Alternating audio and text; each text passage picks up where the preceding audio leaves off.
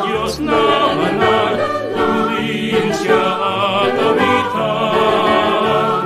Kanyang kaluwalhati ay ihayag sa Ating tubag kagalakan.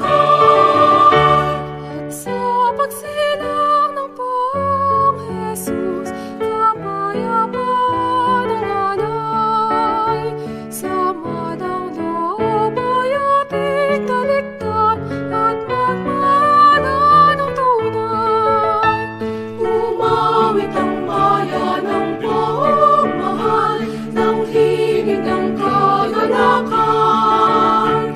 Ang bawat isa'y may handog na taglay sa pagsilang ng Panginoon. Halina't magdiwang sa Diyos na banal, purihin siya at awitan.